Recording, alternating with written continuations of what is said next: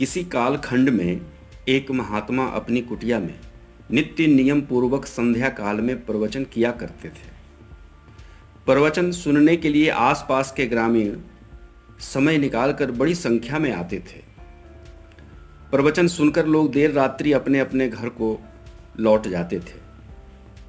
एक दिन एक चोर किसी श्रोता को एकांत में पाकर उससे एक कीमती वस्तु छीनने की कोशिश करने लगा। तो उस व्यक्ति ने चोर से कहा कि मेरे पास तो कोई कीमती वस्तु नहीं है, मुझसे तुम्हें क्या मिलेगा? हाँ, यदि तुम मुझे छोड़ दो तो मैं तुम्हें एक धनवान व्यक्ति का पता लगाने का मार्ग बता सकता हूँ। चोर उसे छोड़ दिया और धनी व्यक्ति का पता बताने के लिए कहा। तब उस व्यक्ति ने कहा कि जिस महात्मा का प्रवचन सुनकर मैं आ रहा हूँ, उनके पास ही उस धनवान व्यक्ति का पूरा पता है। तुम महात्मा जी से जाकर पूछ लेना। इतना कहकर वह व्यक्ति चोर से पीछा छुड़ाकर अपने घर चला गया। चोर अगले दिन महात्मा जी की कुटिया में पहुंच गया और सभी श्रोता के बीच बैठकर प्रवचन सुनने लगा। संयोगवश महात्मा प्रभु श्री कृष्ण के वस्त्र आदि एवं उनके शरीर पर शोभित रत्नों की चर्चा कर रहे थे। चोर ने समझा कि इसी धनवान के विषय में उस व्यक्ति ने उसे कहा है। निश्चित ही महात्मा जी को उसका पता मालूम है। वह सभी श्रोता के जाने की प्रतीक्षा करने लगा। महात्मा जी प्रवचन समाप्त होने पर सभी श्रोताओं को अपने अपने घर जाने को कहा। चोर इसी अवसर की तलाश में था। महात्मा जी को अकेला पाकर वह उनके पास गया और भय दिखाते हुए उनसे उस धनवान व्यक्ति का पता पूछा। चोर के इस व्यवहार से महात्मा जी को थोड़ा आश्चर्य हुआ और उन्होंने पूछा कि हे अज्ञानी प्राणी, तुम उसका नाम पता क्यों पूछ रहे हो?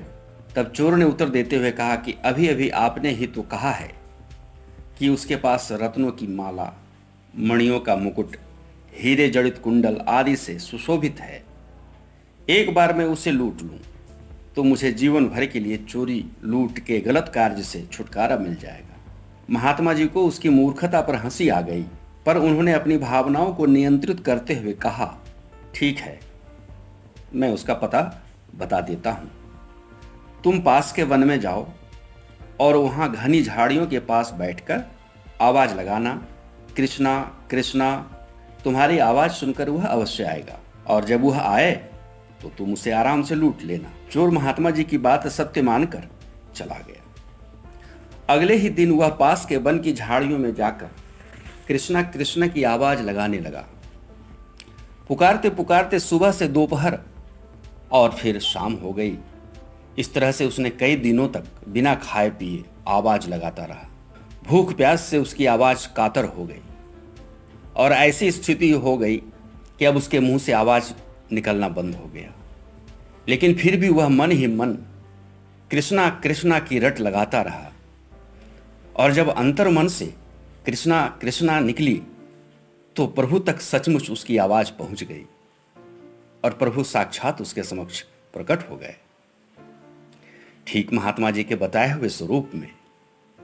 किंतु प्रभु के साक्षात दर्शन पाकर वह भूल गया कि उसका उद्देश्य क्या है, क्योंकि तुलसीदास ने रामचरितमानस में लिखा है, सन्मुख होई जीव मोहि जब ही, जन्म कोटि अघ नासहि तब ही।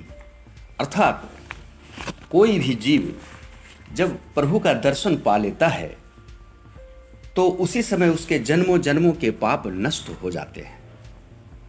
और वही उस चोर के साथ हुआ।